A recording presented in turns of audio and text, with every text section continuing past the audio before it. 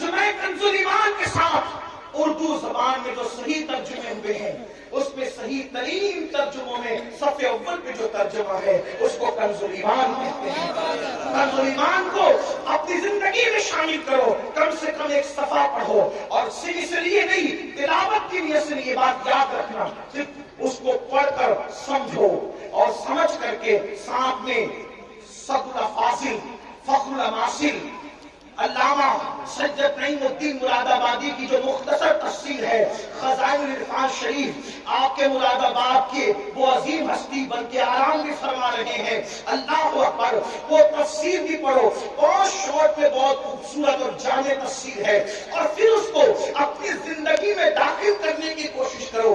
آپ سے پوچھتا ہوں، جو قرآن کی آیت لکھ کے سینے پہ لٹکا لے، جب اس کے مسائل حل ہوتے ہیں، تو جو قرآن کو اپنی زندگی میں داخل کر لیں، جو قرآن کو اپنی زندگی میں شامل کر لیں، آپ جانتے ہیں قرآن اگر پڑھو گے تو قرآن پڑھنے کی برکت سے لوگوں کا خوف دل سے نکلے گا، قرآن کی تلاوت کرو گے زبان پر سچائی جاری ہوگی، قرآن کی تلاوت کرو گے آپ کی شخصیت باروق بنے گی، قرآن کی تلاوت کرو گے آپ کی شخصیت با اثر بنے گی، قرآن کی تلاوت کرو گے آپ کی ذلت عزتوں میں تبدیل ہو جائے گی، قرآن کی تلاوت کرو گے ناکامیاں کامیابیوں میں تبدیل ہو جائے گی، قرآن کی تلاوت کرو گے دشمنوں کو اللہ تمہارے قدموں میں جھکائے گا، دشمن کتنا ابھی بلند ہوگا وہ نیچے ہوگا اور تم اوپر نظر آؤ گے۔ قرآن پکڑ کر تو دیکھو، قرآن تھام کر تو دیکھو، قرآن کو تاج کی زینت بنانے والے، قرآن کو اپنے سینے کی زینت بنا کے دے، قرآن کو تاقوں میں رکھنے والے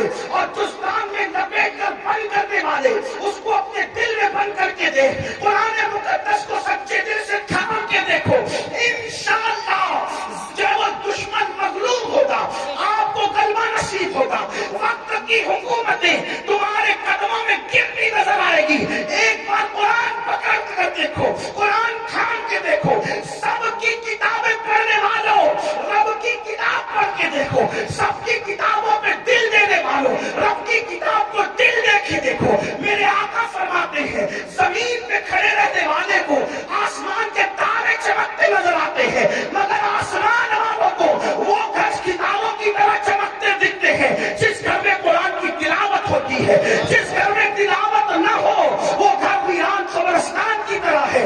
قرآن کو پکڑو، اس لیے کہ قرآن ادنا کو اعلیٰ کر دیتا ہے، قرآن بلند کر دیتا ہے، قرآن عزت دیتا ہے، قرآن عروج دیتا ہے، قرآن کامیابی دیتا ہے، قرآن کامرانی دیتا ہے۔ اللہ اکبر، قرآن اللہ کی کتاب ہے، قرآن کلام اللہ ہے۔ اللہ اکبر، یہ اللہ کی نازل کردہ کتاب ہے، جس نے قرآن پڑھا اس کی زندگی سنور گئی۔ اور میرے آقا نے 23 سال کی قلیل مدت میں جو انقلاب برپا کیا تھا وہ قرآن کا انقلاب تھا، قرآن کی تلاوت کا انقلاب تھا، تعلیم قرآن کا انقلاب تھا۔ ایک روایت دل کے کانوں سے سن لے، ایک شخص ہے جن کا نام حضرت طفیل ہے، حضرت طفیل ابن عمرو دوسی ہے۔ اللہ اکبر، وہ مکہ المکرمہ آئے۔ توجہ کرنا میرے نوجوانوں، جو بوڑھے ہیں انہوں نے تو دنیا دیکھ لی ہے، اے جوانوں اب دنیا کے چیلنجز کا مقابلہ ہمیں کرنا ہے، ہمیں قرآن تھامنا ہے، قرآن لے کر آگے بڑھنا ہے۔ قرآن کی طرف آؤ، اللہ کے نبی نے قرآن کی طرف بلایا، نہ عرب کی طرف بلایا، نہ عجم کی طرف بلایا، نہ سیاہی کی طرف بلایا، نہ سفیدی کی طرف بلایا۔ میرے آقا نے نہ خطے کی طرف بلایا، نہ قبیلے کی طرف بلایا، حضور نے قرآن کی طرف بلایا۔ آؤ قرآن کی طرف پڑھتے ہیں، آؤ قرآن کی طرف رجوع کریں، آؤ قرآن کی طرف توجہ کریں۔ اللہ اللہ، دشمن دوست کیسے ہوتے ہیں، بیگانہ اپنا کیسے ہوتا ہے۔ اللہ اللہ، تو طفیل ابن عمر کہتے ہیں کہ میں مکہ تجارت کے لیے آیا تھا، مکے میں ہنگامہ تھا، مکے میں طوفان تھا۔ کیا طوفان تھا؟ جو بھی تاجر مکے میں آتا اس کو آتے ہی مکے والے گھیر لیتے، مکے کے وہ دشمن، وہ گنڈے جو رسول اللہ کے خلاف تھے وہ گھیر لیتے۔ ان میں اونچا اور بڑا نام جو ہے اللہ اکبر اس بدماشی میں ابو جہل کا ہے۔ یہ بڑا زیادہ بدتمیز تھا، اس کو اس امت کا فرعون کہا گیا۔ تو فیل کہتے ہیں ابو جہل میرے پاس آیا اور آنے کے بعد کہنے لگا تو فیل محمد کو تو جانتے ہو نا؟ اس نے کہا نہیں میں نے نہیں دیکھا لیکن نام سنا ہے۔ کہا آج کل بڑی بڑی باتیں کرتے ہیں، کہتے ہیں کہ ان پہ قرآن نازل ہوتا ہے، وہ اللہ کے نبی ہے، اللہ کے پیغمبر ہے۔ تو فیل ان کے قریب نہ جانا، جو ان کے قریب جاتا ہے معاذ اللہ وہ جادوگر ہے، ان کے جادو کا شکار ہو جاتا ہے۔ تو نے بھی قریب نہ جانا ورنہ تو جادو کا شکار ہو جائے گا، تو اپنے مذہب سے بدزن ہو جائے گا، تو اپنے مذہب سے دور ہو جائے گا۔ تو فیل کہتے ہیں ابو جہل نے اتنا خطرناک پروپیگنڈا کیا۔ یاد رکھنا بزدل دشمن ہمیشہ پروپیگنڈے سے کام لیتا ہے، لیکن اہل حق کو پروپیگنڈے سے کبھی گھبرانا نہیں چاہیے، بلکہ جو حق والے ہیں ان کو پروپیگنڈے کی طرف توجہ کرنے کی ضرورت نہیں۔ ہمیشہ بزدل دشمن پروپیگنڈے کا سہارا لیتا ہے۔ ہماری جگہ میں بہت بڑے مفکر کا ایک جملہ ہے، وہ فرماتے ہیں پھول پر پیرا بٹھایا جا سکتا ہے، اس کی خوشبو پہ پیرا نہیں بٹھایا جا سکتا۔ آج بھی اسلام کا بزدل دشمن غلط پروپیگنڈا کر رہا ہے، انہیں کرنے دو اور ووٹ کرنے دو۔ آپ قرآن کے سانچے میں ڈھل جاؤ، پھول پہ پیرا بٹھا سکتے ہیں، خوشبو پہ پیرا نہیں بٹھا سکتے۔ مسلمان جوان قرآن میں یوں ڈھل جائیں کہ دانتوں کا قرآن کسی کو دکھے نہ دکھے، لیکن ہماری زندگی میں جو قرآن ہے لوگ اس کو دیکھ کے پکار کر کے کہیں جب غلام مصطفیٰ کا یہ عالم ہے تو محمد مصطفیٰ کی شان کا عالم ہے۔ ہمیں قرآن کے سانچے میں ڈھل جانا ہوگا، اپنی زندگی میں قرآن شامل کرنا ہوگا، لیکن اللہ اکبر بڑی معذرت کے ساتھ ہم سب کرنا چاہتے ہیں، قرآن کی طرف آنا نہیں چاہتے۔ میں ہاتھ نہیں اٹھاؤں گا، لیکن اتنا ضرور کہوں گا اپنے ضمیر سے پوچھو مسلمان کتنے مسلمان ہیں جو روز قرآن کی تلاوت کرتے ہیں؟ واٹس ایپ گھنٹوں گھنٹوں کتنے لوگ دیکھتے ہیں؟ فیس بک کتنے لوگ چلاتے ہیں؟ یوٹیوب کتنے لوگ دیکھتے ہیں؟ اور قرآن کتنے لوگ صرف پڑھنے کی، بلکہ بیشتر مسلمان وہ ہیں جنہیں قرآن پڑھنا بھی نہیں آتا۔ جو قرآن نہیں پڑھنا جانتے وہ سن لیں۔ ہمارے بزرگوں سے ہم نے سنا، انہوں نے فرمایا جس نے دنیا میں قرآن پڑھنا نہیں سیکھا نا وہ قیامت کے دن اندھا اٹھے گا، اندھا۔ جو دنیا میں اندھا پیدا ہو دنیا کی کوئی چیز دیکھ پاتا ہے؟